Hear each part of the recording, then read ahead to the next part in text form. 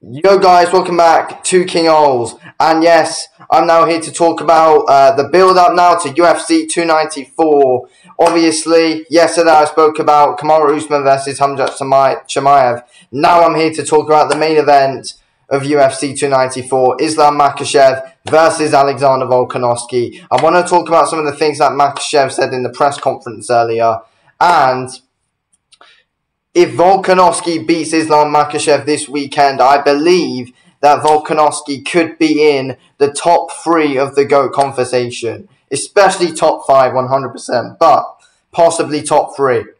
But yeah, first of all, Islam Makhachev's comments about Volkanovski just being there for the money and all of his excuses that he was making about the whole rehydration thing the first time when they fought in Australia. First of all, Islam Makhachev saying that Alexander Volkanovski's there for the money, I think it's a load of rubbish, to be fair. I don't understand why Makhachev's continuously coming out with this. I honestly, I find it hard to believe that Volk's there just for the money. He's not. Volk's a proper savage guy. And, he's proved it throughout his career. Volk is not there for the money. He is one of the most dedicated guys in the whole sport. In my opinion, he is. You see no champions taking a fight on 11 days' notice, a rematch especially, to avenge their loss in a rematch, in a double title super fight.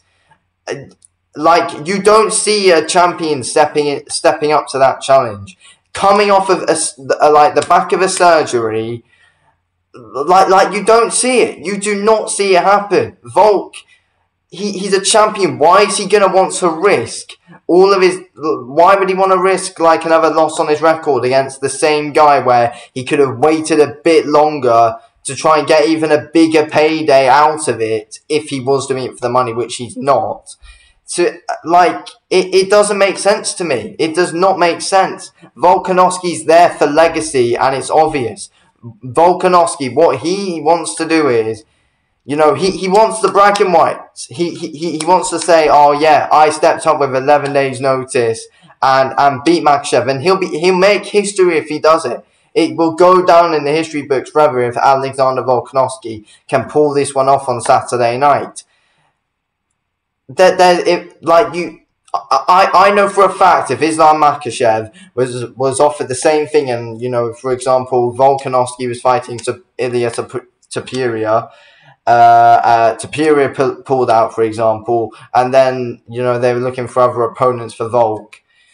I doubt Makhachev would have stepped up to the challenge. He would not have. If it was the other way around, Makhachev would have not stepped up for the challenge. Volk is, in my opinion, the most savage guy in the UFC, the most dedicated fighter in the UFC. I mean, there's loads of them really, but in my opinion, he is, definitely. He's just come off the back of a surgery. Volk is definitely not in it just for the money. No, there's no way. I don't know why Makhachev's saying all that. It makes zero sense.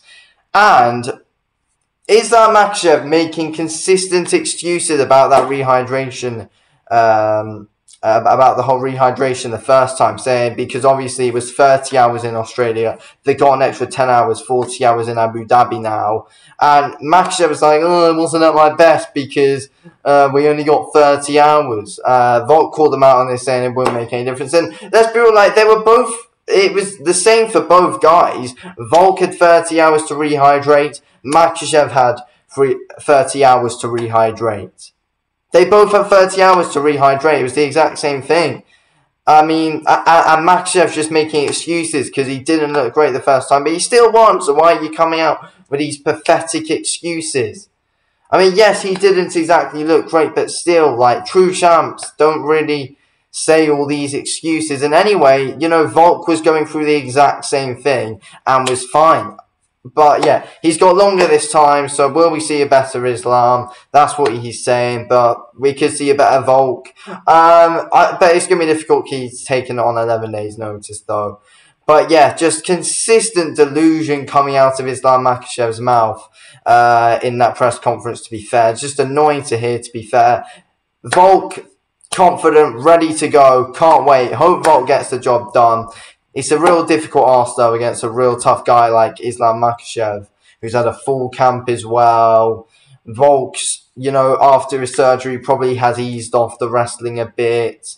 Because, he's obviously going to have to wrestle with Makhachev, but hopefully he can keep on the feet. That's what Volk needs to do.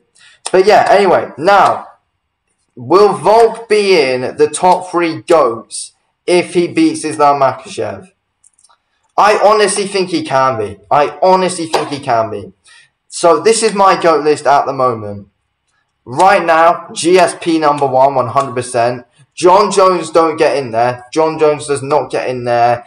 With the amount of drug tests he's failed, you don't. And the amount of stupid, horrible things he's done, no, you don't get in there.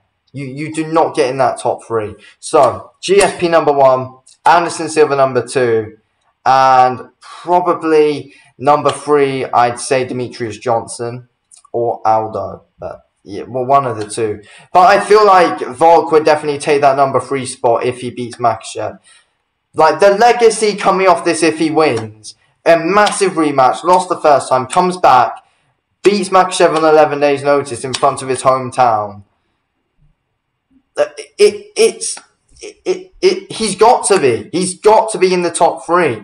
The things he's done, dominant in his weight division, completely dominant in his weight division. Volk's not losing to anyone at featherweight. He's not. And I feel like he can beat a lot of these guys at lightweight as well. And if he beats Makhachev, then, honestly, the history will make. He has to be. He has to be, in my opinion, 100%. Volk's definitely the BMF of the UFC. As much as I like Justin Gaethje, it's Volk. But look, Volk gets into that top 3 no matter what, in my opinion.